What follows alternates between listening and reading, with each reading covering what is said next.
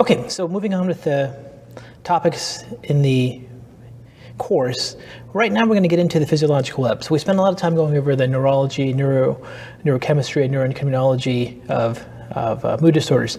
And hopefully you can see that when you have a mood disorder, you can have dysfunction either in like the region of the limbic system, or the circuits of the limbic system, or the cells in the circuit system, the neurons and microglia, or you can have some dysfunction in the cellular functions. And those are the things that we covered in the last lecture. What I want to cover in this lecture is really how things interconnect with each other, and then really the importance of stress resiliency and the mechanisms that's involved with it.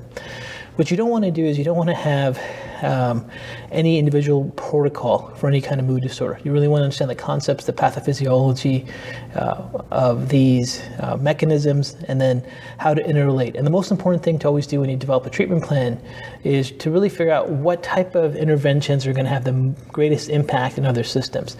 Because when you do a real life clinical workup on a mood disorder, they're never going to come in and just say, I have depression. They're going to say, I have depression, I have bloating, I have fatigue, I have chronic pain, I have all these things all at once, all together, and you have to kind of figure out, do you treat where do you start? Do you treat the underlying conditions first, or do you treat the comorbidities? Where do you go? So once you understand the web of how these things interrelate, it becomes much easier to then prioritize. The biggest difference between people that are new to functional medicine and those that are advanced is where they start and how they evaluate the protocol, meaning that identifying different mechanisms is not hard. I mean, blood sugar issues are pretty obvious, thyroid disorders are pretty obvious, looking at labs are pretty easy to do. But if you took the exact same workup and gave it to someone that's very new in functional medicine and someone that's been doing functional medicine for a long period of time, you're going to get completely different protocols.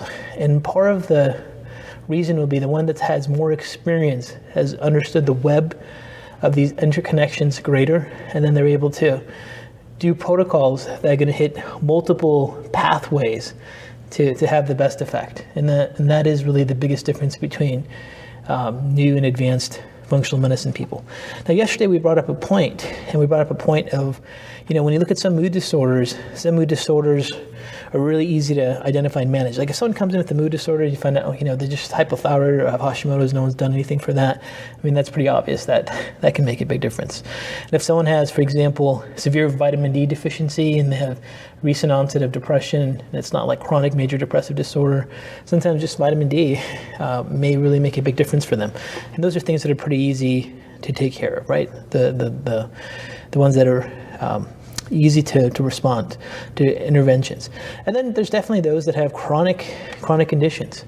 And more than likely, if you practice in a private practice that does integrated medicine, functional medicine, you're going to see the people that have gone through the healthcare system and really have nowhere else to go, and they kind of end up in the world of functional medicine and other experts that do integrated medicine and so forth.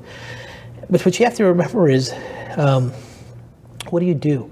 What do you do with someone who's got a severe brain injury? What do you do with someone who's got genetic susceptibility?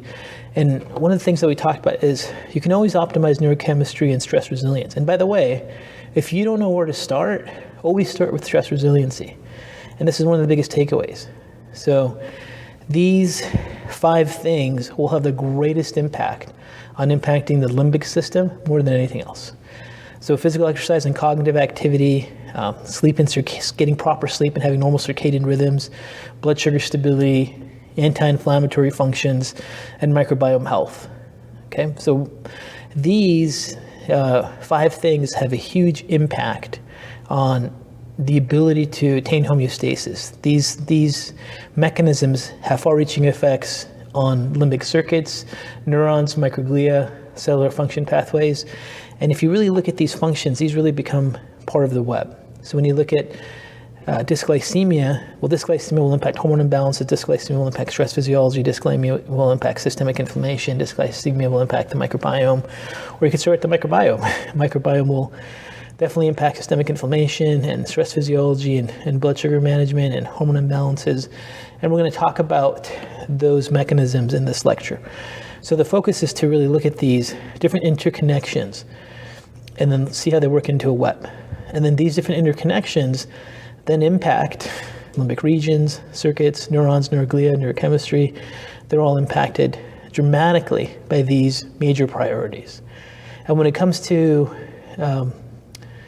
the second part of the course, where we start to discuss how do you develop an individualized treatment plan, we're going to put a high emphasis on these mechanisms, these pathways associated with resiliency, and these things associated with different parts of the web you can pull on to have impacts on multiple systems. So let's start with dysglycemia, so blood sugar stability. So here's a rule. You cannot normalize a mood disorder if there's a blood sugar instability pattern. It is going to be a nightmare. And you're going to see for the rest of your career, patient after patient coming in from other practitioners that have been working with mood disorders forever. They've done all types of different protocols, and they just didn't really put enough attention on getting the patient's blood sugar stable. And then that one intervention that you do is going to make the biggest difference in turning them around the corner, right? So do not overlook this. This is absolutely a must, okay? So when we say proper blood sugar function, we mean they're not in a hyperglycemia state and a hypoglycemia state. They're just kind of stable throughout the day. Obviously, they have some ups and downs, but it's not significant. With hypoglycemics, we get this really drop in blood sugar, which then causes an insulin surge, and then we can get even a hyperglycemic event and stuff, but it's just like roller coaster ride. With insulin resistance, we have high amounts of insulin circulating, which create their own problems, which we'll go over. And then sometimes these huge insulin surges causes hypoglycemia and intense sugar cravings and need to eat food, and then boom, you get back to insulin resistance, and these insulin surges cause fatigue. Now, the profile of a patient that has hypoglycemia is like right here when they start getting low blood sugar. That's when they get shaky, lightheaded, irritable, hangry. This is when their brain function goes down. This is when their brain endurance is involved. And they eat, and they can function a little bit better. But this area where they have their blood sugar levels drop, and then up to back to normal, is already going to disrupt many neurochemical pathways. So every time this happens, we're getting neurochemical disruption. And just the fact that someone has high insulin resistance or has hyperglycemia or insulin resistance patterns throughout the day, this hyperglycemia pattern is going to cause chronic inflammation, oxidative stress, and these insulin surges that take place when these blood sugar levels start to spike up are going to have severe dysfunction in neurochemistry. So the summary is like variations in the blood sugar levels, these big significant ones, are going to cause neurochemical alterations. So let me start with each of the neurotransmitters. And we kind of touched upon this a little bit yesterday when we went over neurochemistry of neurotransmitter pathways. So if you look at serotonin synthesis, and it's happening all the time, this area right here that's boxed in is such a critical mechanism that allows constant, efficient serotonin synthesis to take place within the neurons. So in order for serotonin production to take place, we need precursors like tryptophan to get into brain, to get into neurons. They have to cross the blood-brain barrier. And this happens, from protein consumption, but eventually the proteins get converted down to individual amino acids and then to branched-chain amino acids. And the ratio between branched-chain amino acids and insulin properly activates large neutral amino acid transporter, which is the carrier that tryptophan has to bind to in order to cross the blood-brain barrier. Meaning tryptophan cannot cross the blood-brain barrier. And that's bound to large neutral amino acid transporter. And large neutral amino acid transporter is not going to efficiently work when there's abnormal insulin surges or fluctuations of blood sugar levels like this. These change the ratios between branched-chain amino acids and insulin, and this disruption then leads to inefficiency for tryptophan to cross the blood-brain barrier and provide the precursor that all these different cells need to synthesize serotonin. The same exact mechanism happens with dopamine. So in order for neurons to make dopamine, they need the precursor tyrosine, but the tyrosine has to be able to cross the blood-brain barrier to get into the brain. And tyrosine has to be, N-acetyltyrosine has to be bound to large neutral amino acid transporter. And once again, the ratio between insulin and branched-chain amino acids is critical for this to happen. So when there's hypoglycemic events or insulin resistance events, the ratios between insulin and branched-chain amino acids are not efficient, so you get inefficient transport of these precursors into the brain for dopamine synthesis. And when you look at catecholamines, like epinephrine, norepinephrine, it's the same thing. They're precursor pathways exactly like dopamine, and then dopamine gets converted to norepinephrine and epinephrine. So you can see that dysglycemia patterns are so critical there. And then eventually when you look at acetylcholine synthesis here, you can see, choline can easily cross the blood-brain barrier. So dietary choline is a phospholipid. Doesn't need a transfer protein to cross. But the acetyl group that's necessary for combining choline with acetyl to make acetylcholine is totally dependent upon acetyl groups coming from blood sugar metabolism through different citric acid cycle bioenergetic pathways. So once again, you can have blood sugar disorders impact acetylcholine efficiency and synthesis. And then when you look at GABA synthesis and glutamate synthesis, it's totally dependent upon healthy citric acid cycle function. So in order for GABA to be synthesized, glucose has to, first of all, get into the cell. So if you're insulin resistant, if a person's insulin resistant, they're not going to get glucose to be able to transport into the cell very well. If they're hypoglycemic, they just don't have enough glucose to supply the cell. And then glucose will eventually get more converted within the cell, eventually to pyruvate and acetyl-CoA and go through the citric acid cycle. And as it goes through the citric acid cycle, it synthesizes alpha-ketoglutarate, which then can either be glutamate or be converted to GABA.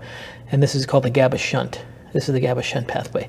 But this entire GABA shunt pathway to make GABA or even to make glutamate is totally dependent upon neurons being able to have glucose get into the cells themselves. And, the brain itself can develop insulin resistance. The brain itself obviously has expressions of hypoglycemia. When people get shaky, lightheaded, irritable, that's when the brain doesn't have enough glucose. So you can see that this whole glutamate GABA synthesis model is totally impacted when there's a dysglycemia dysfunction. So right off the bat, as we go into how important blood sugars are, when you have people tell you that they get shaky, lightheaded, irritable, they get hangry, or they eat a meal and they pass out, these are all signs of physiological mechanisms that are going to disrupt that branched chain amino acid insulin ratio that's then going to disrupt large neutral amino acid transporters. Then you have neurotransmitter inefficiency that's happening all throughout the place. So a lot of times when you see people that have symptoms of low serotonin or low dopamine or low GABA or maybe all the above, you have to sometimes just fix their blood sugar issue if it's clear that in their history that they have one, and then see what happens to those neurochemical symptoms. To just go in there and start to give everyone like N-acetyltyrosine, or to give people different botanicals like passion flower or valerian or L-theanine just to support the neurotransmitters without trying to make their blood sugar system efficient would be an inefficient way to practice. So right off the bat, that's the first part I really want to discuss, how dysglycemia patterns totally disrupt neurochemistry. Now the other key thing is that glucose or ketones, but glucose or ketones, they're necessary to make ATP for mitochondria. And the microglia and neurons and astrocytes and oligodendrocytes all need ATP to function. So it's pretty clear that brain function goes down when blood sugar levels are low. And what's very clear is that brain function levels also are disrupted when there's insulin surges and inflammatory responses. So with insulin resistance, it's just difficult to get glucose into the brain. Those receptor sites are not responding. With hypoglycemia, it's difficult to get glucose into the brain. So if the neurons don't have that constant fuel demand met with proper blood sugar stability, there's going to be some ongoing difficulties and ongoing problems. Now here you have an illustration of people have a person, let's say, has metabolic syndrome. So metabolic syndrome being a pre-diabetes state. This can also be the mechanisms that happen in diabetes. But you can see when there's insulin surges that take place, there's also stress responses that are activated, insulin surges that activate adipocytes, fat cells, that creates inflammatory responses. Those inflammatory responses, as we talked about yesterday, can impact mood disorders.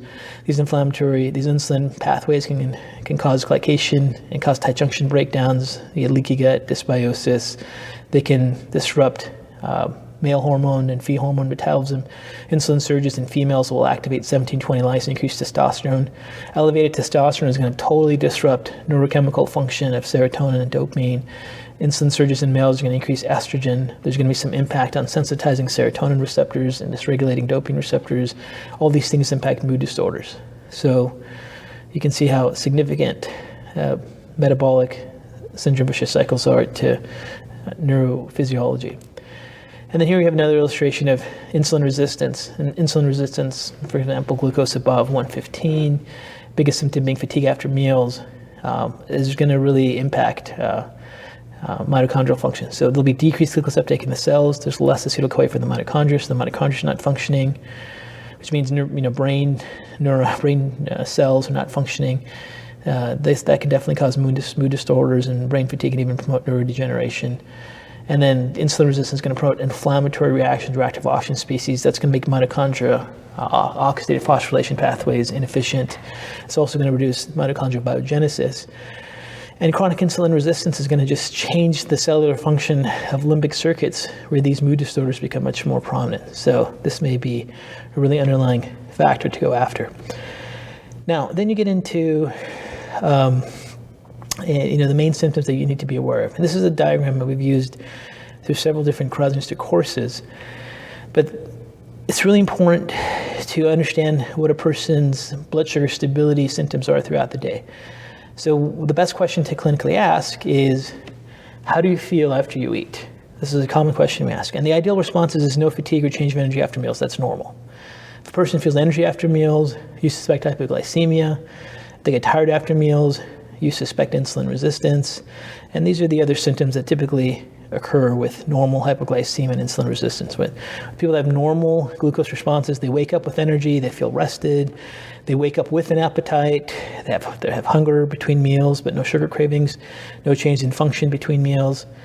For those that are hypoglycemic, they wake up with difficulty, they really can't get out of bed, usually their cortisol awakening responses are not functioning well, they have to have caffeine or sugar to get going, they lose function between meals. When they eat, they actually can function again, they crash usually around 3 or 5, they crave sugar, salt, caffeine, typically staying asleep throughout the night, they get nocturnal hypoglycemia, and this alone is going to cause a mood disorder over time.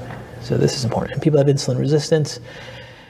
They wake up not feeling rested, recovered, maybe even feeling pain, swollen, inflamed from the insulin resistance. Wake up with sugar cravings, really crave sugar, something sweet in the morning, sugar cravings all day, fatigue after meals, crash after lunch, need stimulants after meals, difficulty falling asleep. So these types of insulin resistance patterns are going to absolutely disrupt normal neurochemistry. So here you have a slide that kind of summarizes the key concepts that I've just been going over. So you see insulin resistance or hypoglycemia. There's actually always a little bit of hypoglycemia with insulin resistance. There's always a little bit of insulin resistance with hypoglycemia because there's a little bit of a roller coaster ride, okay? Now, these dysglycemia patterns are going to cause insulin and glucose spikes and fluctuations. And this is going to, first of all, make acetyl group delivery for acetylcholine synthesis impaired. This can also cause disruption of large neutral amino acid transporter, which will impact dopamine, serotonin, epinephrine, norepinephrine synthesis. So this is where we see in green all the neurochemical disruptions. And then when people have dysglycemia, whether it's hypoglycemia or insulin resistance, there's less available glucose for neurons, which means there's less neuron presynaptic function, less neuron uptake function, less neuron postsynaptic function, and these lead to inefficient neurochemical signalings. The decreased glucose for neurons also leads to decreased precursors for citric acid cycle alpha-ketoglutarate production, and that can impact GABA and glutamate cycling, but it also, lack of precursors impacts ATP for neurons and microglia. And then decreased glucose in neurons impacts the fuel source astroglial cells astrocytes need. Astrocytes are critical for maintaining the blood-brain barrier, and they're also critical for that GABA glutamate cycling within the synaptic cleft. And insulin surges, you can see here, showing it causes inflammation. That promotes blood-brain barrier permeability. This promotes neuroinflammation. That can make inefficient signaling. So one of the key takeaways are, when it comes to dysglycemia, it has a huge impact on all types of mood disorders. Now listen, it doesn't really matter what you name the mood disorder. It doesn't matter if it's bipolar. It doesn't matter if it's general anxiety disorder. It doesn't matter if it's social phobia. It doesn't matter if it's PTSD. It doesn't matter if it's major depressive disorder. It doesn't matter. These neurochemical alterations have an influence in all these types of mood disorders. And this is why we don't have protocols for each type of mood disorder. That chart I gave you with all the different mood disorders, we don't have a protocol for each one. We want to go after the mechanisms that make those limbic circuits efficient. Okay, so that's dysglycemia. So this is a big part of the physiological web of mood disorders. It promotes the stress response, promotes systemic inflammation. We'll talk about how it impacts the microbiome a little bit later and hormone imbalance a little bit later as we get into each of these topics, but there's interrelation between each of these. Now let's get into stress physiology. And stress is a big deal, as we all know. Now when we look at stress physiology, here you can see, first of all, the HPA axis, the hypothalamus pituitary adrenal axis. And in the hypothalamus pituitary adrenal axis, you can see here they put a lightning bolt here, like boom, stress. Stress is impacting the system. And then they have like acetylcholine, serotonin, norepinephrine, GABA, and interleukin-1, CRH, and they have pluses and negatives. So remember one of the concepts we talked about yesterday is the central integrative state. The central integrative state means the amount of excitatory inputs versus the amount of inhibitory inputs. You have more excitatory inputs than inhibition, you activate that pathway. You have more inhibitory pathways than excitatory, then the central integrative state is inhibitory. And when you're looking at neurotransmitters, for example, they all have an impact on the HPA axis. So they all have some role to play in excitation, inhibition of cells in the hypothalamus, which are called the periventricular nuclear cells, the parvocellular periventricular nuclear cells, and they activate this hypothalamus pituitary adrenal axis. And this hypothalamus pituitary adrenal axis is going to then release corticotropic releasing hormone. It's going to stimulate the pituitary to release ACTH, and then also known as corticotropin, and the adrenal gland is going to pump out cortisol, right? And this is the endocrine pathway. Now, when you look at cortisol and stress hormone release, you have to realize that chronic stress activates the cortisol pathway to the HPA axis, but epinephrine, norepinephrine, they're really activated by autonomics and midbrain activity. They're not part of that ACTH pathway directly. So there's projections from midbrain centers in the brain, from the cingulum. So when you have stressful thoughts and activation of the amygdala and cingulum, they directly fire to midbrain reticulospinal tract, reticular formation, and rostral areas of the mesencephalon. And then they activate the sympathetic response, which then can cause changes in sympathetic responses. Now in a physical exam, when we get to physical exam, we really want to see, especially with our patients that have anxiety, are they in a full-blown sympathetic response? So do they have dilated pupils? Do they have reduced saliva production? So when we look in their mouth and shine a light in there, we should see a wet mouth. If their mouth is really dry, then we know they're not activating the parasympathetics. Their sympathetic tone may be too high. Increasing resting heart rate, fluctuation of resting heart rate. Just using a pulse ox, seeing what their heart rate is really critical when you look at anxiety patients. Elevated blood pressure, and then reduced bowel activity, bowel auscultation. These are things that all occur when the sympathetic system is so high it dampens parasympathetic activity. Okay, so here you can see this HPA axis. This is the central integrative state mechanism, right? So more excitatory than inhibitory that activates the HPA axis if we're talking about the PVN cells.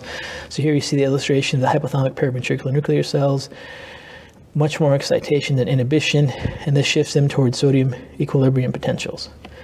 And then you have another scenario where you have stress, but there's more inhibitory than pository, so it shifts them sort of potassium nuclear potentials, there's no activation of stress. And then you have resiliency. So this is the first concept that I want to get into, which relates to these mechanisms. Not everyone has the same response to the same stressor, okay? People have different responses. Some people have greater resiliency to a stress response. So for some people, having a drop in their blood sugar, for example, being hypoglycemic, will cause a severe stress response. For some other person, having the same degree of blood sugar drop may not. So why does that occur? Because the reason that occurs is because there's other factors that impact that central integrative state of those PVN cells. So if they have a blood sugar response that activates their stress response, but they have adaptation of all these inhibitory pathways for stress, then they're not going to have the hypoglycemia event cause a stress response for them. Where someone else has all these other pre-existing excitatory pathways to their periventricular nucleus, that drop in blood sugar can definitely cause a huge stress response for someone. So this is why not everyone's going to have the same response to the same stressor. And some people have significant resiliency in their stress pathway and some do not. So when we look at stress, and how someone reacts to it. And let's say the stress is significant. If there's no change in symptoms or functions, then we know that their stress resiliency is high. They're able to adapt to the stressor. And then if we look at stress here, there's actually a change in symptoms or functions. Typically, they get into sympathetic mode or have their stress hormones released. Then they have decreased stress resiliency, so they're unable to adapt to stress. So one of the most important concepts is when you're looking at like stress, it's not just like stress is bad, we all have stress. And everyone, if you ask them how's your stress level, they would say, oh, it's pretty high. But not everyone gets sick from it. Not everyone gets ill from it. There are people that have high amounts of stress, but they're still highly functional and they don't have the adverse effects. There's people that are athletes that are running 10, 15 miles a day, working excessively in the boardroom, and look at the cortisol profiles and they're totally normal. And you have someone else who's just having a hard time, getting through the day, and the cortisol levels are high if they, hear any bad news and have some minor changes in some part of their physiology. So stress resiliency is a really, really important concept that you want to understand. And it has to do with all the different variables and factors that impact the central integrative state of these periventricular nuclear cells. So here's some examples of clinical degrees of resiliency. Here you see lots of stress, but lots of different stress little images here. And then there's no physiological response to stress, so that's high stress resiliency. That's what we want, right? That's what we all strive for, because we're all going to have stress. Just don't want stress to debilitate us. And then we have here a scenario where just one little stress indication, so not much stress compared to this one up here. And there's a physiological stress response. This is very low stress resiliency, right? And let's say we have another scenario here where we have, let's say, moderate stress. But, again, physiological stress response, low stress resiliency. It's not as bad as the first one. They need a little bit more than this initial scenario, but they can definitely fall apart. And then you have someone here with, lots of, stress here, moderate stress here, physiological stress response, and moderate stress resiliency. So they can handle some of it, but there's still a little bit too much. So the thing to understand is we all have different degrees of resiliency at different times in our lives, okay? And various factors can impact resiliency that we'll go over. And the effect of stress responses can be different from one person to the next. So here you see an illustration of scales of resiliency and responses. So someone could have a stress response, get to the point where they've exceeded their resiliency and it's starting to impact them. And they may just have poor quality of sleep, maybe some maldigestion, and that's about it. And someone can have a more significant response to the stress. They can have abnormal sleep patterns, changes in glucose stability, weak immune system, and dysbiosis from it, and someone else just can't sleep and just gains a lot of weight all of a sudden, or loses a lot of weight all of a sudden, has a periimmune function, starts to get leaky gut, and all the things that take place with leaky gut that start to take place from the stress response, okay? Now, you have to understand, whether someone develops mild, moderate, severe isn't necessarily always related to the amount of stress they have. It's the amount of stress they have plus the resiliency. So let's talk about that. There's two key clinical issues with stress resiliency. One is the severity if the stressor needs to induce a physiological stress response, and two, the intensity of the physiological stress response, right? So you have to realize that certain neurochemical changes can impact your resiliency. Like if you have higher amounts of brain-derived neurotrophic factor, you're going to be more resilient to stress. If you have more efficient blood sugar delivery systems to your brain, you'll be more resilient to stress. If your mitochondria in your brain are more efficient, you'll be less, you'll have more resiliency to stress. Okay, so those are all key things. They're all part of the web of what's important for us for mood disorders. So when we look at the key issues with stress resiliency, we got to figure out what's the severity of the stressor needed to induce the physiological stress response, and what's the intensity of the physiological stress response. So as an example, let's say someone has, the stressor is car traffic, okay? And then for them, they have insomnia and anxiety, unable to function for 2 days. Well, that's pretty bad. So just being stuck in traffic causes you to not function for 2 days. If you're a patient, that's pretty significant. So they have really, really, really low resiliency.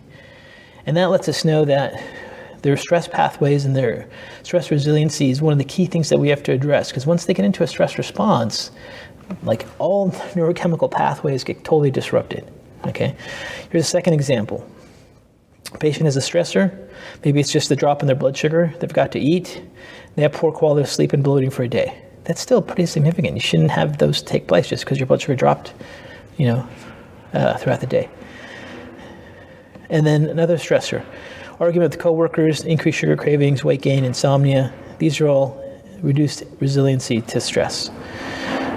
So one of the clinical things that we want to talk about is really discussing whether these mechanisms are involved when we're dealing with patients that are dealing with stress. What's the intensity of the stress, and then what's the physiological response? And when you see people that have really, really low resiliency, this is the most important thing to address right away.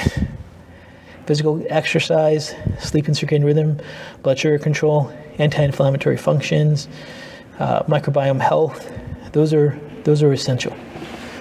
Now, here I made a diagram for you that kind of summarizes these key pathways for stress and the physiological impacts they can have, and things that you should be aware of as a clinician. So here you see stress indicated here with this image, and then you see decreased stress resilience, unable to adapt to stress, and stress leads to loss of functions. So when you look at this pathway here, you see there's alterations of circadian rhythms that can cause insomnia, daytime fatigue, inconsistent sleep. It can alter the cortisol awakening response, so they're unable to get out of bed with difficulty, need stimulants to function in the morning. It can change in metabolism, gain weight, lose weight, change in glucose homeostasis, insulin resistance, reactive hypoglycemia, changes in thyroid function, suppressed TSH and T4 can be an issue. They get a primary pituitary hypofunction. It can impact T4 to T3 conversion by its impact in 5-deiodinase. Stress responses can cause intestinal permeability. They can decrease microbiome diversity. There's going to be increased reactions to food. There could be neurochemical changes. So when you're seeing a stress response causing these clinical expressions, like all of a sudden they gain weight, their blood sugar levels start to go up, they start to have thyroid underconversion, as an example, then you know that the resiliency is a big problem. And that's going to definitely lead to other comorbid mood disorders as well.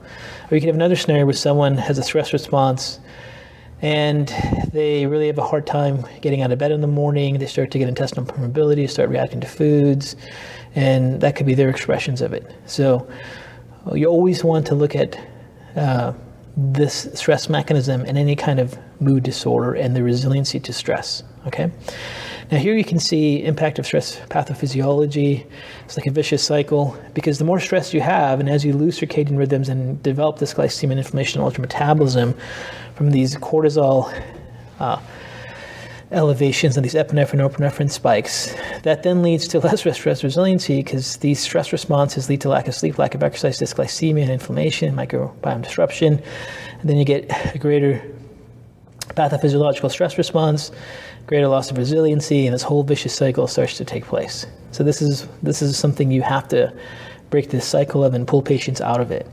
Now, when we look at these pathways and indication with stress, let's go over the alterations in circadian rhythm for a second. So we should have a normal wakeful response. We should have cortisol levels you can see in blue that are high in the morning to allow us to activate reticular formation and wake up and have conscious activity. And then as the day goes on, they should go down. Nighttime, they should be all the way down. And then as we get into a fasting state while we're asleep, like around 2 o'clock in the morning, let's say we used up all of our glycogen levels, cortisol levels start to go up to really promote glycogenolysis, and that's an ideal response, right? And melatonin levels are low throughout the night, and they should go up. And these normal circadian rhythms have a huge impact on neurochemical function. So when they're disrupted, it can alter serotonin, GABA, dopamine, pineal function, pituitary function.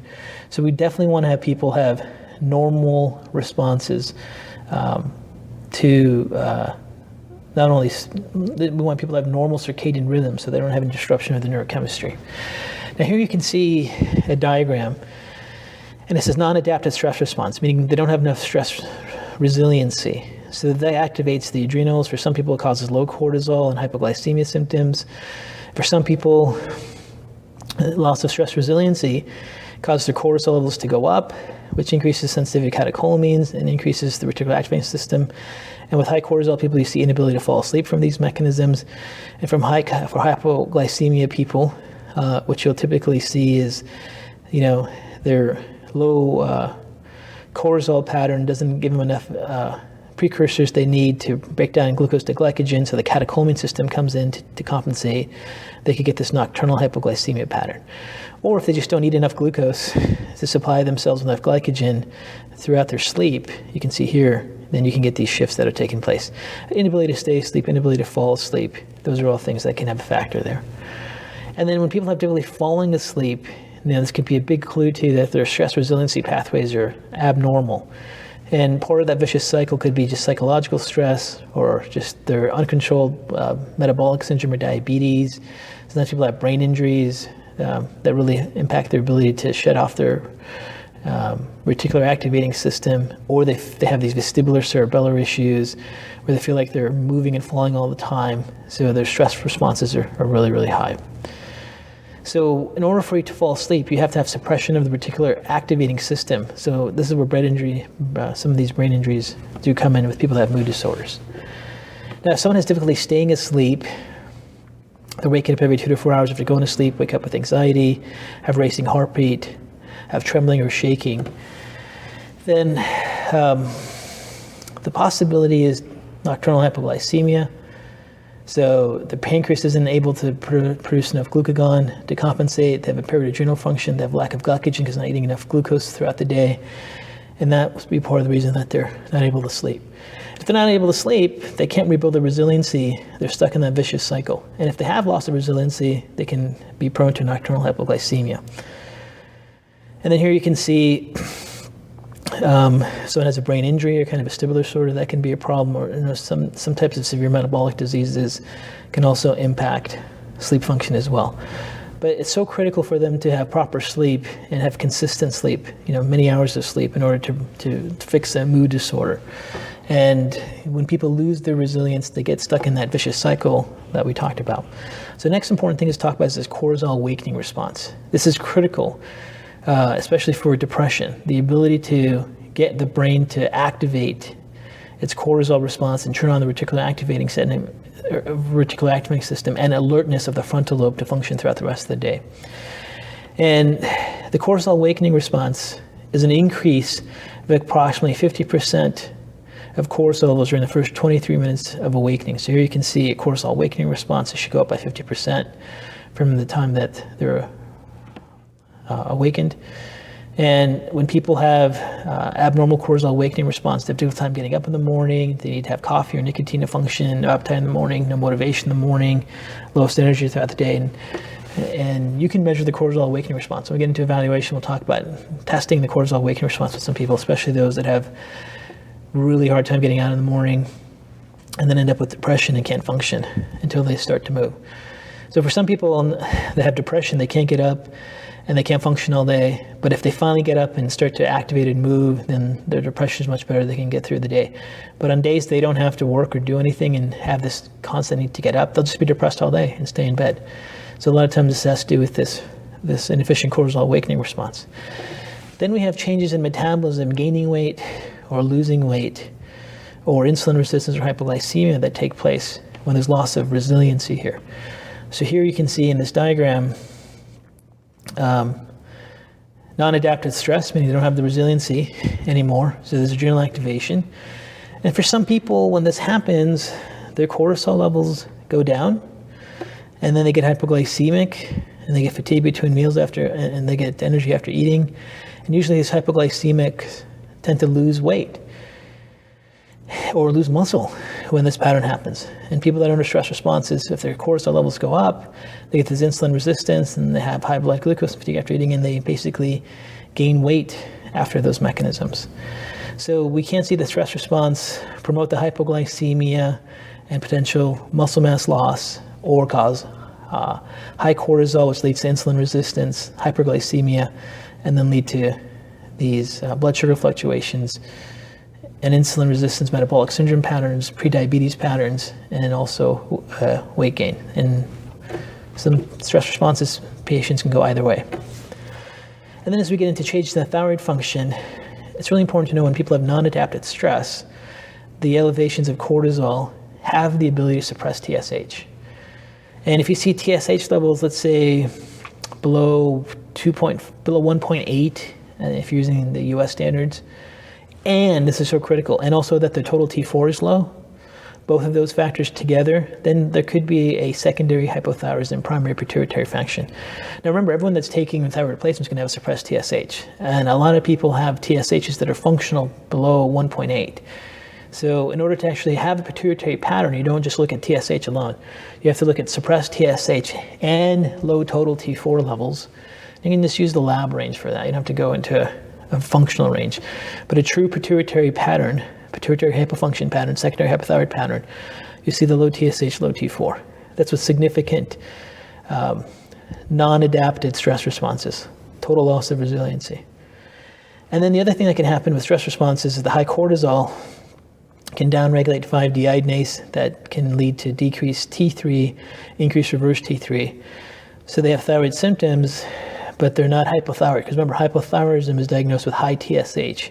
Since both these patterns reflect a pattern that doesn't have the high TSH pattern, then is not true hypothyroid. These are called NTIs, non-thyroid illnesses. So it's not the thyroid that's functioning, but mechanisms that are suppressing the pituitary or T4 to T3 conversion. And then if we look at the gastrointestinal alterations that take place with stress responses, it's pretty significant. And we look at the gut, and we can look at the vagus nerve. So there's vagus nerve pathways that are activating parasympathetic activity to the gut. And then we have stress hormones that impact the gut. But we also have sympathetic nerve plexus all along our gut blood vessels. And we have, epinephrine, norepinephrine, cortisol, that can all impact the microbiome itself and permeability. And sometimes with high degrees of stress responses, there is the potential to activate what's called neurogenic inflammation, where the gut gets inflamed, unrelated to any kind of protein trigger or parasite or bug or any of those mechanisms, and these immune cells in the gut can start to dysfunction. So regulatory T cells in the gut start to dysfunction. There's a tendency towards inflammation. All those can happen with stress responses that are chronically activated. And here you can see a study where they reviewed some of the impacts of stress on the brain-gut axis. And they go on to show, there's a stress response, and stress responses increase HPA axis output. That can cause intestinal barrier integrity issues. That can disrupt the gut microbiome. And then once the gut microbiome gets disrupted, you can start to get some of these relationships that we'll talk about in this presentation in a few slides away, is how gut dysfunction can impact serotonin metabolism. It can activate the immune system. And these things can further create this vicious cycle that's taken along with stress. Here they also show stress responses activating the autonomic nervous system, epinephrine, norepinephrine, cortisol, which can also cause microbiome disruption and leaky gut patterns. So these are all the things that are involved. And here you see a key of the different arrows, a summary of each of these pathways are, if you want to read this paper or look at this diagram in more detail. And here you can see another diagram where they look at the HPA axis to gut pathology and behavioral responses, chronic stress, ACTH, leaky gut, immune dysfunction, promotion of inflammation, microbiome disruption, and depressive-like behaviors. So this is not a theoretical model. I mean, this is what is published in many, many papers and journals by many different university departments, that these stress responses absolutely disrupt the gut. And when the gut's disrupted, you can get significant neurobehavioral changes. And this is why I've always hated the term that's used in functional medicine. If you don't know where to start with the gut. I think that's been the worst advice ever given in functional medicine education. Because if you have someone who's got non-resiliency and they have a stress response that's going crazy because their resiliency is down, you're never going to fix the gut. You're going to spend all this time with probiotics and leaky gut support and ruining them off every single food, and this will never change because the stress response is constantly activating these because they don't have enough healthy resiliency. Okay? As a matter of fact, a lot of chronic patients that have been from patient to patient, from doctor to doctor to doctor, and then finally end up in your office that have this weird, mysterious leaky gut, sometimes all you do is improve their stress resiliency and everything starts to change. Okay, here's another illustration of a great study really showing similar things: stress response, activation of the adrenal pathway, catecholamines, microbiome disruption, permeability that takes place. Inflammatory cytokines are triggered by the sympathetic response, and then neuroinflammation and this vicious cycle that takes place. So when people have lost their resiliency and they have their chronic stress response happening, there's going to be disruption of the gut, and that gut disruption is then going to have impacts on brain and change mood disorders. Here you can see, again, another illustration of that: dysregulation HPA axis, the lose resiliency, stress response, stress hormones related. And here they're talking about that IDO pathway. If you guys remember, the IDO pathway can shift serotonin to neurotoxic substances, to quininic acid, or away, or to quinolic acid. So activation of tryptophan metabolism in the gut. Lots of serotonin metabolism that impacts the brain is actually taking place in this gut, and this kynurenine pathway that really can promote quinolic acid is mostly happening in the gut, that then impacts the brain. It's not just isolated happening in the brain itself. And then here you can see, intestinal barrier, microbiome dysfunction, blood-brain permeability, again, this vicious cycle of gut to brain. But ultimately it starts with this resiliency that's involved. So once people lose their resiliency, they get these GI alterations, and these things then promote stress. As a matter of fact, all of these mechanisms create a vicious cycle back to loss of resiliency. And this is why some patients just can't get better, because they're stuck in this vicious cycle. And here's just a summary diagram of all those papers. Stress response, increased ACTH, increased epinephrine, norepinephrine, and that suppresses parasympathetic activity, so gut motility goes down, valve closure, and these things will just definitely promote patterns of SIBO, decreased digestive enzyme production, decreased intestinal blood flow, decreased gallbladder contraction. These all will disrupt normal, healthy microbiome function. You get promotion of intestinal permeability, intestinal inflammation, activation of the kynurenine pathway, and you get increased production of the microbiome producing LPS, quinolic acid, which is a neurotoxin, inflammatory cytokines. These turn on microglia, and then we have the neuroinflammatory response.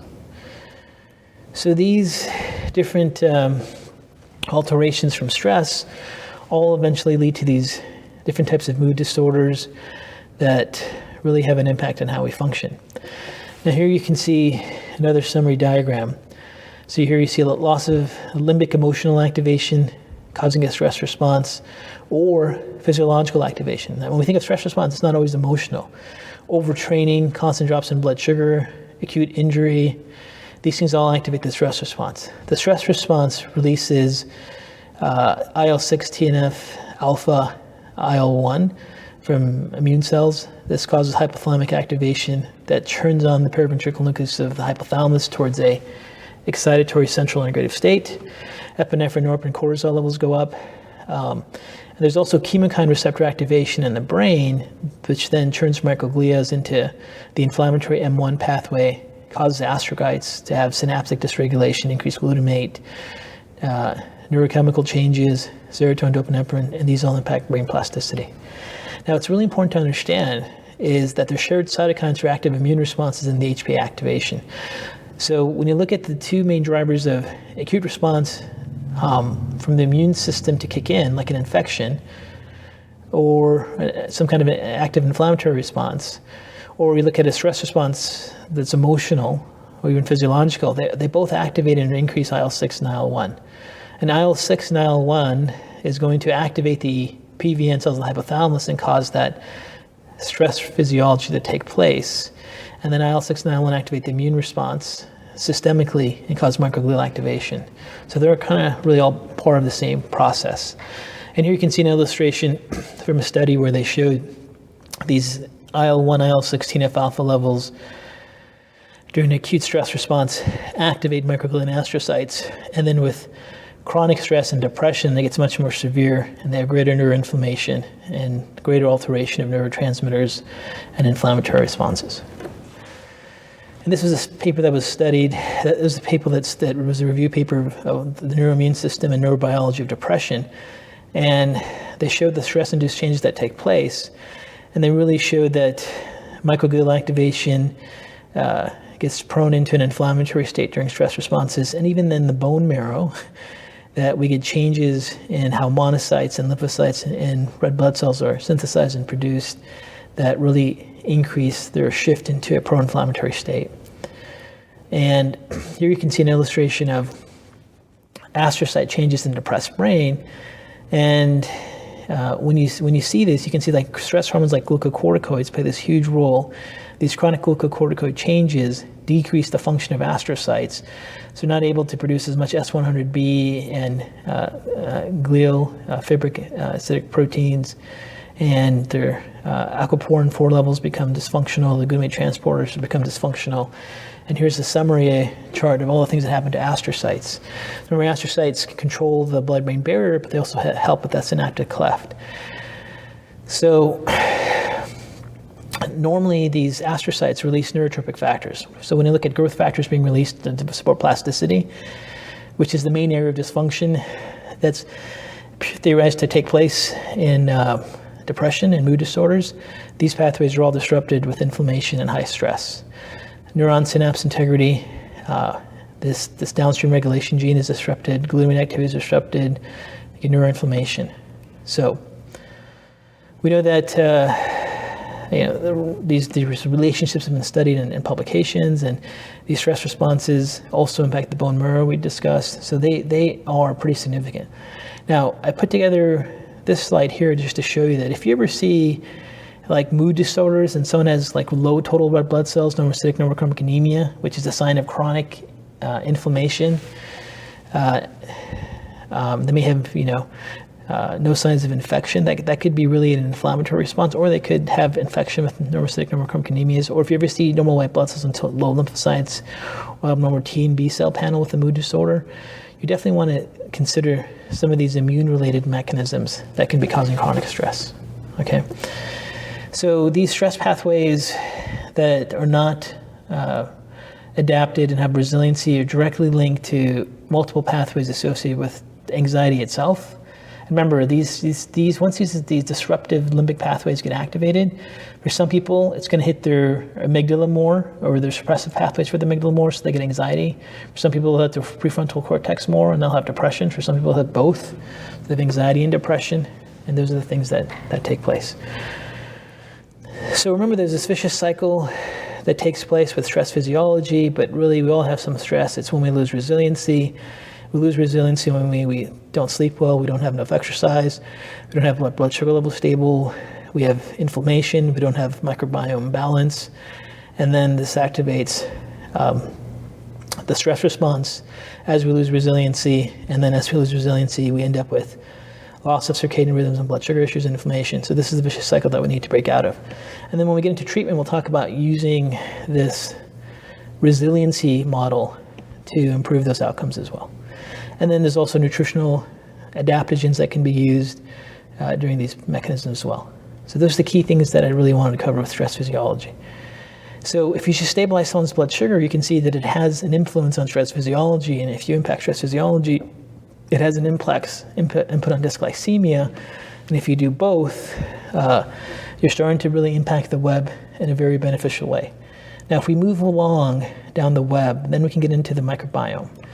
And when you look at the microbiome and you look at intestinal gut, leaky gut, you should know that when people have leaky gut, some have GI symptoms that are obvious, like food sensitivities and changes in their bowel functions and GI symptoms. And then there are those that don't have any gastrointestinal symptoms. And one of the most common non-GI symptoms that takes place with leaky gut is depression, anxiety, and mood disorders. You should also remember that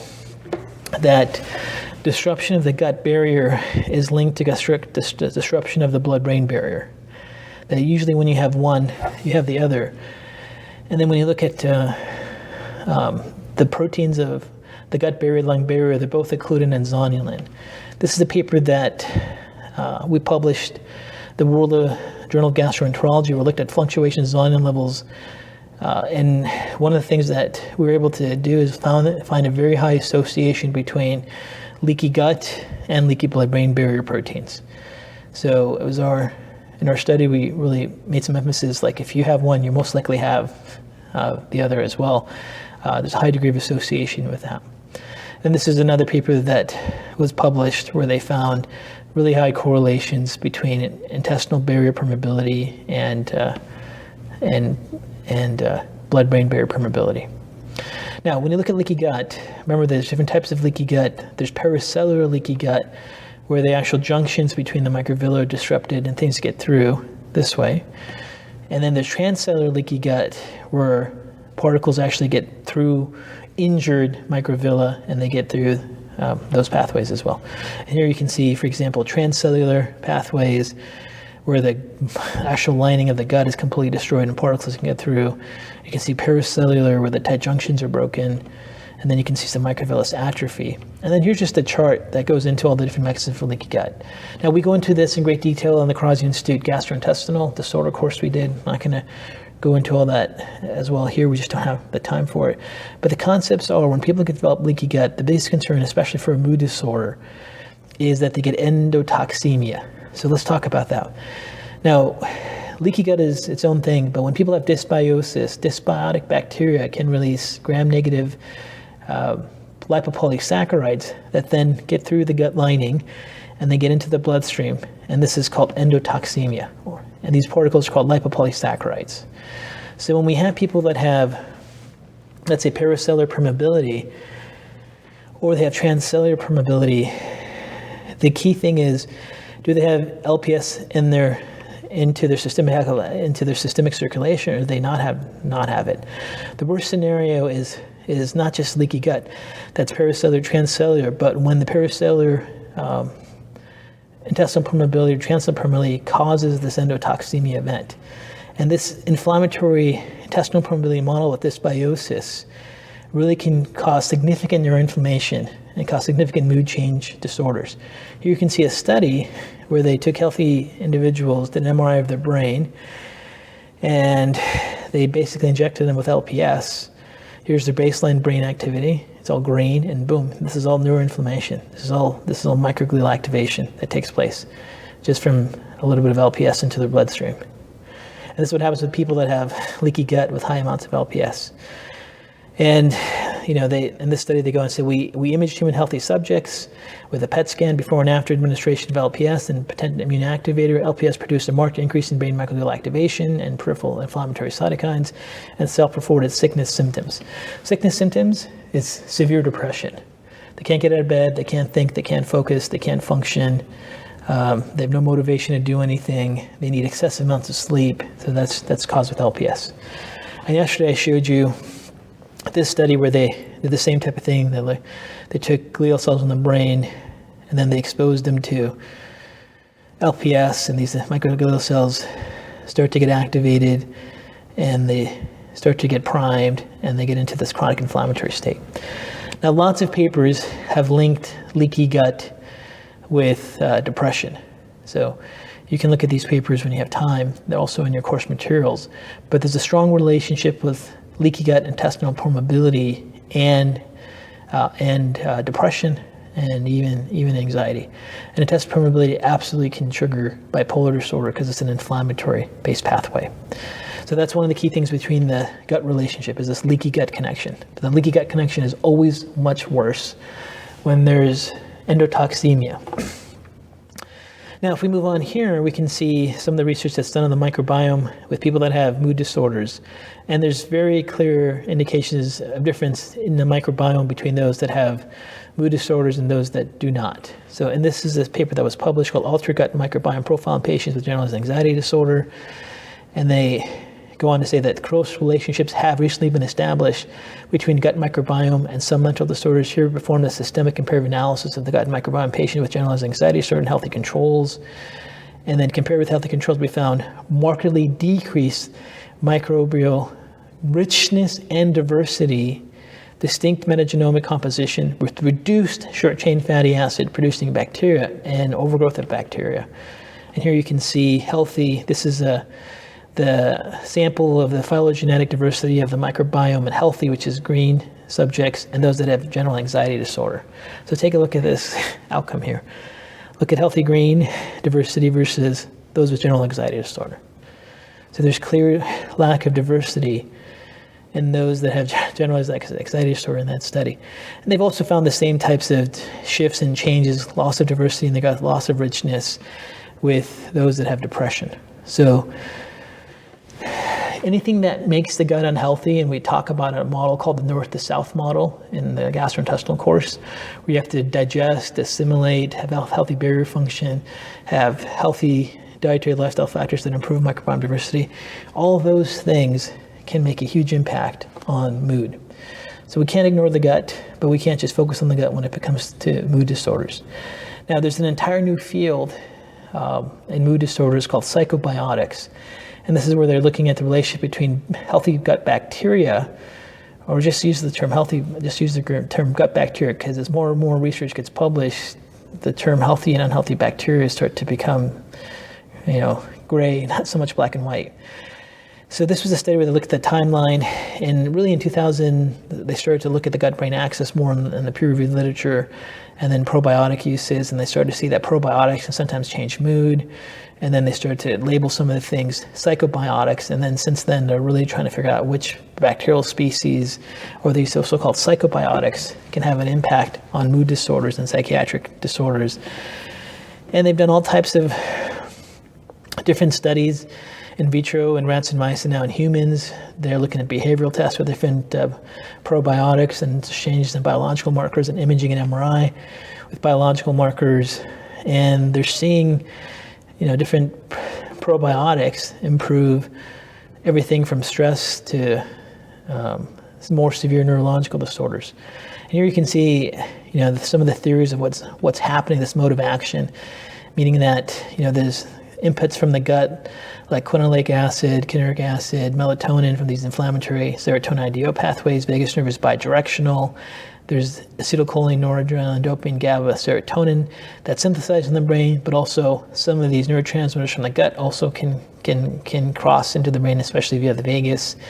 And then short-chain fatty acids that are metabolized by gut bacteria, like propionate, butyrate, lactate, acetate. They can all impact neuroinflammatory glial modulation in the brain. So these are, a summary of some of these psychobiotic pathways. And then they've also found, like some of these bacterial species, these psychobiotics can actually change autonomics of cardiorespiratory function, and these gut hormones like ghrelin, CCK, GLP-1 that are released all throughout the different gut actually have impacts on mood and on brain function. And there's just been an explosion of research on these psychobiotic pathways, and there's also research that shows stress responses have impacted them. Now, I'm not going to go through all of these. You can look at those in your notes, but I will say this. They haven't found like the probiotic that treats depression. Okay, there isn't one. They're just finding that richness and diversity are useful, and then when they do give probiotics, so-called good probiotics like acidophilus or something of that nature, there are studies that really shows that it does make a difference. Now, when we get into the next section, which is nutraceuticals, we'll talk about meta-analysis, but meta-analysis studies looking at multiple clinical trials have actually found probiotics may have an impact on depression and anxiety. So there is this intimate relationship between the microbiome. Then stress disorders can disrupt the microbiome. Healthy microbiome can increase resiliency. Stress disorders and dysglycemia can increase cortisol and epinephrine, which can impact microbiome diversity. So these relationships occur with these mechanisms we talked about. Now let's get into hormone imbalances and hormone deficiencies. I think it's pretty clear and obvious to most people that hormone imbalances can cause mood disorders. Obviously, it could be any of the hormones. Thyroid hormones being the one most directly linked to them, but estrogen, progesterone, testosterone, DHEA, estradiol all have an influence. And here I just made a little chart, a summary of what's been published in the literature of what hormone deficiencies can do to the brain. But basically, it can impact synaptic activity, function, neuroglia, mitochondrial function, nerve growth factors, neuron branching, cerebral circulation, activation of microglia into a pro or anti-inflammatory state, blood-brain permeability, intestinal permeability, microbiome diversity. Basically every single pathway of the limbic circuits we talked about for cellular function. And hormone deficiencies can definitely lead to dysfunctional limb circuits and mood disorders. And you should know the concept we talked about yesterday, which was homotropic modulation, where a neurotransmitter may have a greater effect when there's another synergistic compound with it. And hormones have these synergistic homotropic effects with each other. So in females, estrogens have a direct relationship between dopamine, acetylcholine, and serotonin. And deficiency of estrogens can decrease their activity. And then you can see the relationship between progesterone and GABA, testosterone and dopamine, and thyroid hormones with all the different neurotransmitters in females. In males, it's a little bit different. Testosterone has a greater impact on dopamine and cholinergic pathways, estrogen with serotonin, progesterone with GABA, and thyroid hormones with all of them. So there's these homotropic modulating effects with hormones. So you can see, let's say low choline, low acetylcholine, low dopamine, low serotonin function with a female that has low estrogens, or any type of neurochemical imbalance, and someone has low thyroid hormones. So these interrelationships are important to know about. Now, this is the chart I use to kind of summarize the key concepts of hormone disorders and how they impact mood disorders. And you can see here, first of all, I start with hypothyroidism. Okay, really simply put, the low thyroid function, meaning high TS, high TSH, low T4, T3, or even any kind of mechanism where T4, T3 levels disrupted, is going to disrupt all neurochemicals. So here you can see an illustration. High TSH, low T3, T4, really the low T3, T4 is the key thing. That can alter serotonergic activity, dopaminergic activity, cholinergic activity, GABAergic activity. And what do we mean by serotonergic activity? We mean synthesis, reuptake, and transmission. All parts of the synapse. They can all be disrupted with thyroid hormone deficiencies. Thyroid hormones are critical for providing metabolic activity for the presynaptic neuron and the postsynaptic neuron. Okay. Now, we know thyroid hormone deficiency has been linked in studies with decreased release of striatal dopamine levels. This can cause impaired activation of the limbic system, cause mood disorders. So not only what's happening at the neuron synthesis and presynaptic function, but the release of striatal dopamine has been found to occur with thyroid hormone deficiency. And then we know that thyroid hormone deficiencies can impact serotonin receptors. They can decrease cortical serotonin concentrations, decrease serotonin density in the brain, increase serotonin turnover in the brainstem, decrease quantity of peripheral serotonin. I'm just summarizing the research on this. And then thyroid hormone replacement can actually have an activating response in serotonin receptors or desensitize inhibitory pathways for serotonin, stabilize serotonin activity as a modulator. So those are really critical. Thyroid hormones play a really important role in activating monoamine oxidase, the way we can actually clear these neurotransmitters so we have a fresh, clean synaptic cleft to have neurotransmission from. And then thyroid hormones have a direct impact on choline activity, acetylcholinesterase activity, and also acetylcholine synthesis. So in these hormone deficiencies can lead to cholinergic activity problems and mood disorders. And thyroid hormones have a direct impact with GABA activity. So they can impact glutamate to GABA conversions, modulate GABA release, enhance GABA receptor site sensitivity, but these things can all impact those neurotransmission pathways. So thyroid hormones definitely have direct impacts with mood disorders. Now they also, having low T3 and T4, is going to impact mitochondria bioenergetics. So the ability to make mitochondrial biogenesis is totally based on thyroid hormones, and not only the ability to make mitochondria, but also to promote mitophagy, to clear mitochondria. So those are really critical. So here you can see mitochondrial bioenergetics altered. Remember, thyroid hormones directly activate receptors in the mitochondria for metabolic rate activity, for oxidative phosphorylation, for those complex enzyme pathways. And when there's lack of thyroid hormones, the mitochondria becomes inefficient, so it can't produce enough neuron ATP. So you have neuronal dysfunction. It can't produce enough ATP for microglia, so you have microglial dysfunction. And you have this microglial disruption and neuron dysfunction back and forth. And for sure, it'll activate things like bipolar disorder. It can impact the frontal lobe pathways, the amygdala pathways that can cause depression and anxiety. So there's a direct link with just energy. Now, the biggest clue to you that you have a mood disorder, that the mitochondria is involved, is activity that fatigues the brain then triggers the mood disorder. So if being in a crowded building and seeing movement causes someone to be totally depressed, to have severe anxiety, and they have very little threshold for stimuli, then you know there's some mitochondrial inefficiency there. So here you see, these pathways with mitochondria synthesis, mitochondrial biogenesis, fission, fusion, biogenesis, mitophagy clearance, and different hormones impact each part of these mitochondrial pathways. We went into this in great detail in the Crosby Institute Energy and Fatigue course. If you need to go into that detail more, please check that out. And then the other thing that happens when there's the mitochondrial bioenergetic imbalances and there's reduced immune cell ATP function. We get an overactive immune response, we get microglial activation. These can cause mood disorders. So we can see, these thyroid hormone pathways are so critical when we look at hormones and part of the web. The other thing that's really also important to know is that, we talked about this in the Hashimoto's course, TPO antibodies bind to TPO for Hashimoto's and cause Hashimoto's responses, but TPO antibodies also have cross-reactivity or molecular mimicry with the cerebellum. And the amino acid sequence similarity between TPO and cerebellar antibodies means that when someone gets their Hashimoto's response, they can also get cerebellar autoimmune reactivity because these antibodies are so similar to the proteins sequences with each other that they can bind to each other. So here you can have TPO antibodies bind to cerebellar tissue, and when that TPO binds to cerebellar tissue, you can get this cross-reactivity response, and people get this poor balance, vertigo, nausea, car sickness, and light sensitivity. And these autoantibody responses that then lead to these symptoms are a main cause of some people's anxiety. So always be aware of that too. So whenever you see Hashimoto's, realize that the cerebellum can be impaired. And if you ever see someone with vertigo and nausea, check their balance out, see if any kind of motion or movement makes them have their anxiety flare up, see if their heart rate goes up. And if it does, these mechanisms may be involved. Now, the other part of this here is T3 and T4 also are necessary for the vascular endothelium. So when the levels are down, there's decreased vascular endothelium dynamics. These can lead to decreased plasticity. And remember, decreased plasticity means neurons aren't able to branch to each other efficiently and effectively. Neurons are always branching to each other. And that's one of the key mechanisms that's been hypothesized as the cause of chronic mood disorders.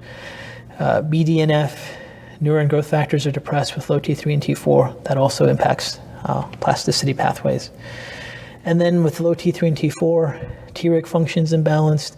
That promotes the overactive immune response. T3 and T4 are critical for regenerating the gut barrier, lung barrier, blood-brain barrier. So you get permeability of these barrier systems, increased dendritic selectivity from proteins crossing, antigens being exposed to the gut or pulmonary barrier, lung, blood-brain barrier, overactive immune response.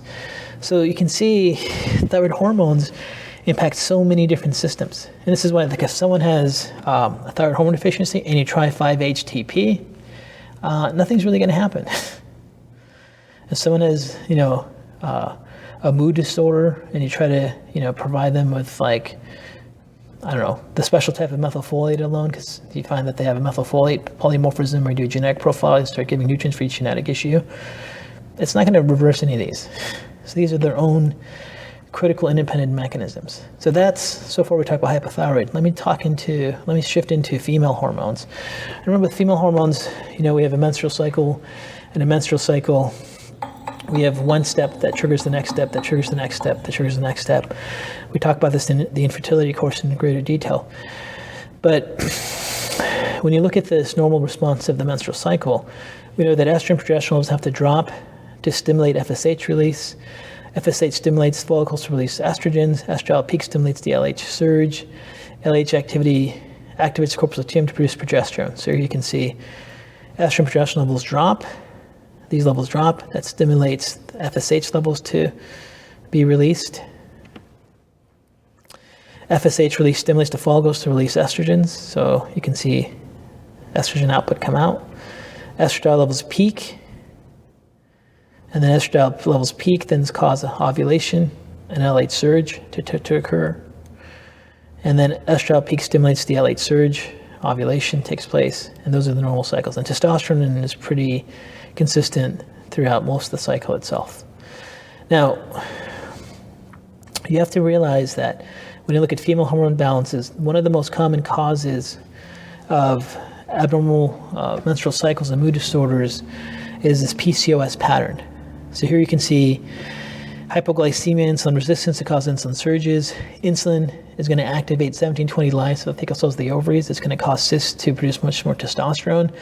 And high testosterone throughout the menstrual cycle is going to alter limbic neurochemistry and all types of mood disorders with PCOS insulin surges. Everything from anxiety to severe depression and so forth. Here you can see another illustration of hormones. Chronic stress, or someone who just doesn't eat, hypocaloric diet, or overtraining, things that just cause the ACTH activity. That's going to cause suppression of FSH and LH. You get amenorrhea. Those are definitely going to cause mood alterations. And then anything that causes impaired ovarian pituitary feedback, like lack of sleep, unhealthy lifestyle, high stress, overtraining, malnutrition, are going to cause abnormal FSH, estradiol, progesterone surges, and impact limbic neurochemistry. So when the menstrual cycle's off, you're going to have definitely changes in mood function. And these are the most common reasons why you'll get some of these menstrual cycle abnormalities. So if you see abnormal menstrual cycle function, look at blood sugar dysregulation, PCOS patterns first. You can look at ultrasound for enlarged ovaries, indication of PCOS, or you can see insulin resistance patterns, or even hypoglycemia patterns that cause these insulin surges when they get low blood sugar that promotes PCOS, or an atypical PCOS pattern. And then just people, when they get under lots of stress or overtraining, the pituitary feedback systems become inefficient, they lose their cycles, or they have altered neurochemistry pathways. They cause mood disorders. And similar types of these things associated with the resiliency pathways of stress. So if you have a patient that has mood disorders and they have menstrual abnormalities, you want to work your way backwards and see if these things exist and maybe go after these mechanisms as a way to correct them. You really don't want to use a lot of hormone replacement with females that are in that menstrual cycle that are still not perimenopause or postmenopausal, because it's going to disrupt things. When you're dealing with women that are still that still haven't reached perimenopause yet, see if you can fix the underlying mechanisms first so they can actually have their own physiology improve. Once you start throwing in hormones with that age group, you're going to have a whole host of other problems that may exist as you throw off pituitary feedback loop systems. Okay. Menopause is definitely linked to mood disorders. The most research is really associated with lack of estrogens. So as women age, there's a normal response of loss of FSH receptor sensitivity to FSH. And in menopause, FSH levels go up, estrogen levels go down. And if this happens abruptly and suddenly, that's been linked to promote microglial activation, decreased BDNF, decreased nerve growth factors, decreased serotonin activity, and these lead to mood disorders. One of the upcoming courses we have in the Crosby Institute, it's in our schedule, is hormones throughout the lifespan, and we go into there's a lot of detail here we're not able to cover in this course, but at least you get the connection with mood disorders. And then perimenopause, where you have hormone fluctuations all over the place, where there's this loss of FSH, LH feedback loop, and things haven't been regularized and normalized yet, is going to definitely impact inflammation, prostaglandin shifts, progesterone outputs, and lead to a whole host of alterations. And there's also inflammatory responses that are triggered in perimenopause when hormone levels are fluctuating, that are well known in the literature, that then can lead to these inflammatory induced mood disorders that we know about. Now let's talk about men. When we go on the other side of the scale, we can start to see primary hypogonadism, secondary hypogonadism lead to mood disorders. So testosterone is critical for brain activity in males, and has this very strong homotropic modulating effect, meaning has a synergistic effect on dopamine pathways in males and acetylcholine pathways. This is why when men have low testosterone, one of the things that they lose is their dopaminergic activity. They have no motivation, they have no drive, they can't follow through with things, they're not excited to do anything. Those are all the ventrally ascending dopaminergic pathways to the prefrontal area to activate those behaviors and those functions. And then acetylcholine activity is strongly impacted by testosterone in males. So when men lose their testosterone levels, they really have some significant problems with memory and recall. Now, when you look at primary and secondary hypogonadism, let's talk about the basic androgen physiology first and where things go wrong. So normally, the hypothalamus releases gonadotropin-releasing hormone, which causes the pituitary to stimulate LH and FSH. FSH is going to promote Sertoli cells of the testes to produce sperm. We're not so concerned about that right now. We're concerned more about this pathway here. And this pathway, luteinizing hormone, activates the Leydig cells in the testes to produce testosterone. Now, the difference between primary and secondary hypogonadism is listed here. So in this scenario, or let me start here. If these Leydig cells dysfunction, and they're not working, then LH levels go up to try to get them to work, and testosterone levels go down. That's primary hypogonadism. These Leydig cells aren't working, so luteinizing hormone levels go up, and there's low testosterone because they're not efficient enough to produce it. With primary pituitary, secondary hypogonadism, pituitary doesn't have enough LH, so LH is low and testosterone is low. You can see that illustrated in this diagram. In this study here, you see low testosterone in both, but if you see high LH and low testosterone, then you can see the dysfunction is the testes. If you see low testosterone but the LH is low, then it's pituitary.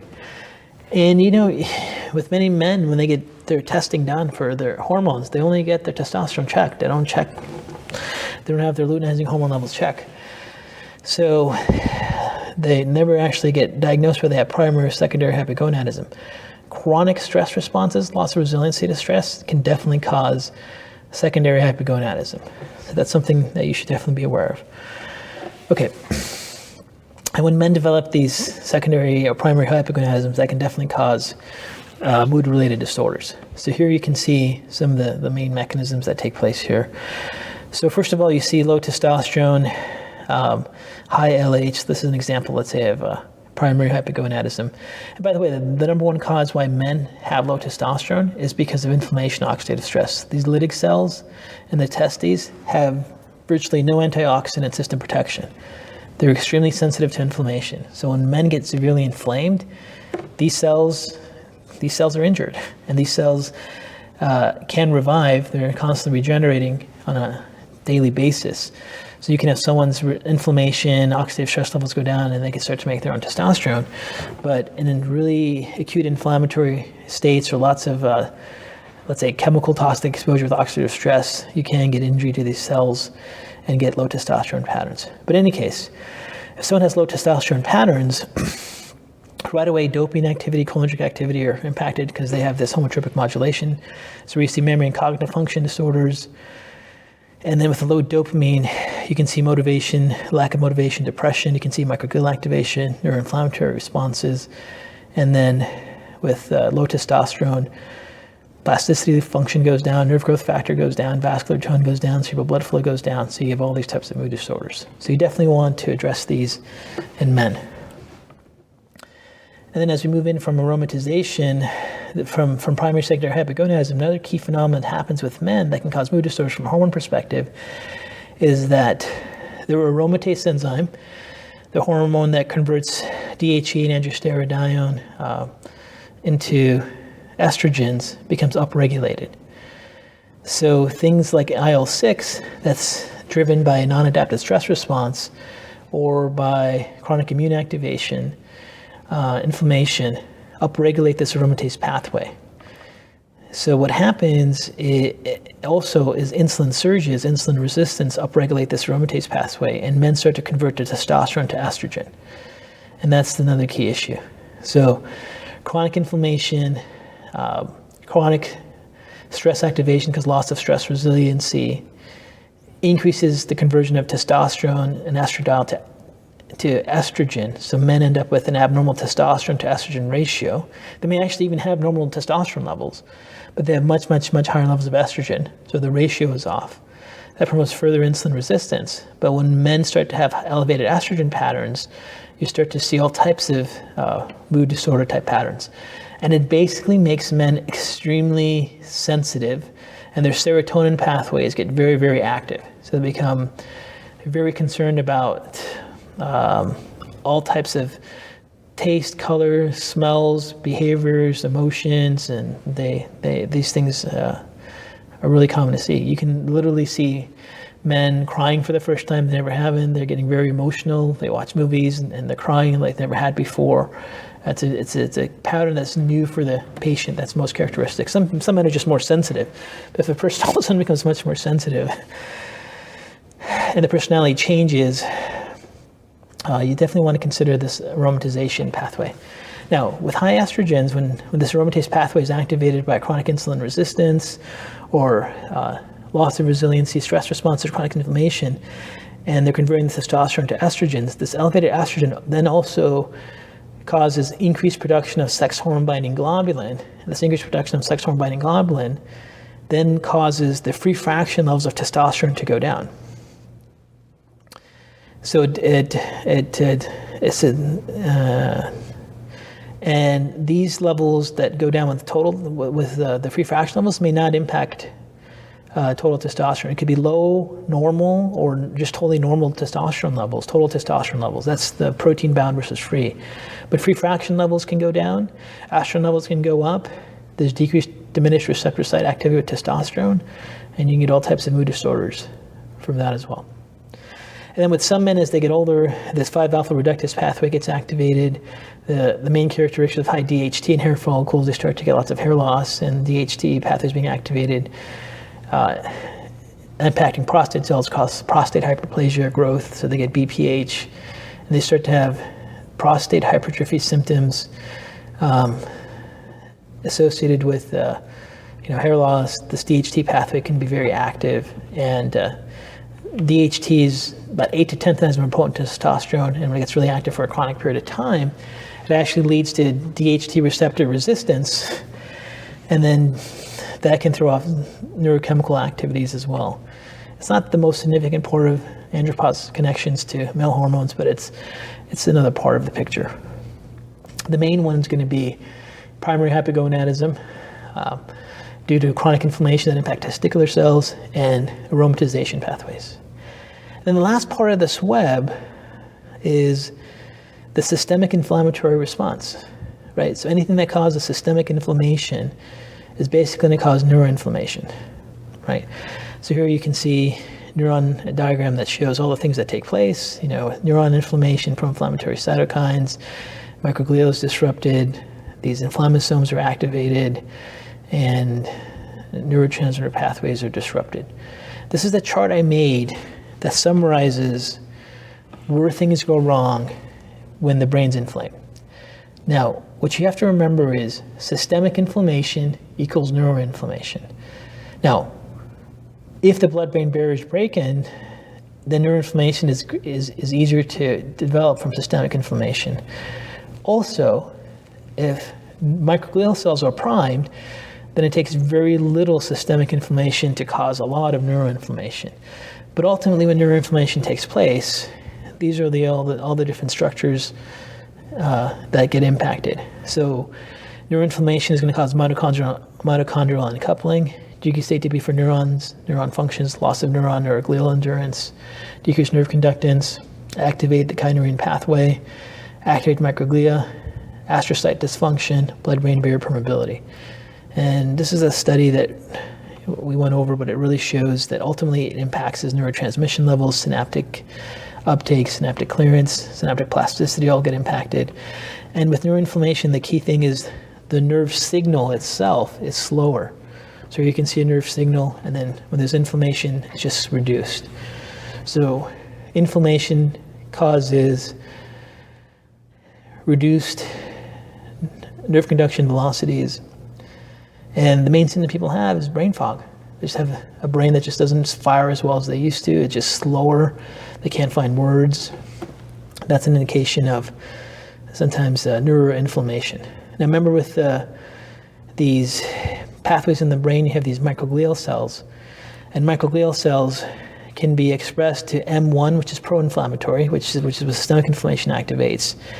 Or they can stay in an anti-inflammatory state and cause repair and protection. You need a balance of both. But with any kind of really severe injury to the brain or infection to neurons, these glial cells can be primed and just stay in an M1 pathway. They just stay in this pro-inflammatory pathway. And any trivial inflammation can cause symptoms. So anytime there's a disproportional response that causes severe mood changes and severe depression, then we're always concerned about these primed glial cells. And things that, this is a chart that just goes into the common things that cause neuroinflammation. These are all things like lack of sleep, dietary protein reactivity, infections, chemical triggers, inflammatory disease, inflammatory diets, overtraining, psychological stress. And then even things like uncontrolled blood sugar levels or gut permeability. But these are the main symptoms you want to be aware of. So if someone has depression or anxiety, do they also have brain fog and poor brain endurance and slow varied mental speeds?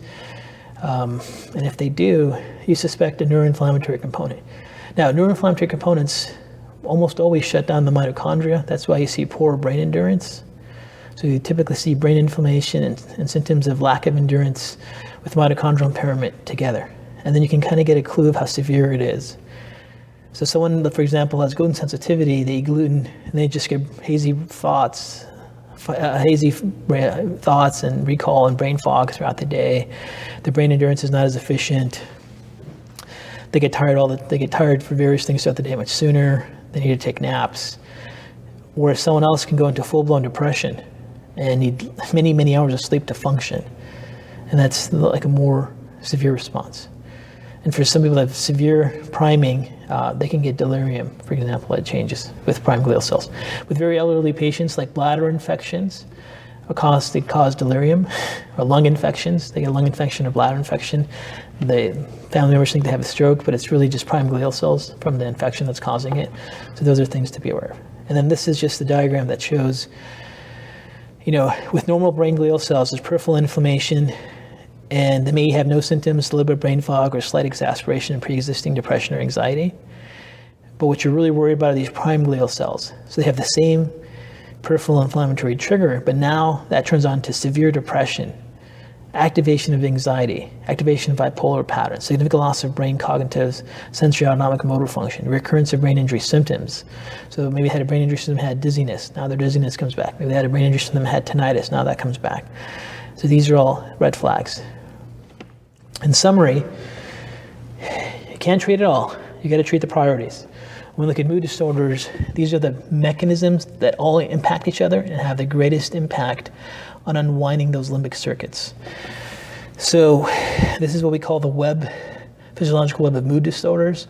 And realistically with patients, they're all going to come in with multiple parts of this web. Some have prime glial cells, some have loss of resiliency, some have immune tolerance issues, some may have brain autoimmunity, some have Hashimoto's hypothyroidism. It's not just going to be one thing. Here's another example. Someone may come in pre-diabetic, leaky blood-brain barrier, have patterns of andropause, leaky gut, they're chronically on antidepressants. Another person can come in, have gluten ataxia, insomnia, overtraining, amenorrhea. And to make it very simple, if you don't know where to start here. This impacts the web. And we're going to get into a more personalized approach, but these pathways that impact resiliency are absolutely essential that you implement when working with patients with mood disorders. It really has the greatest impact on these interconnections of the web. Thank you.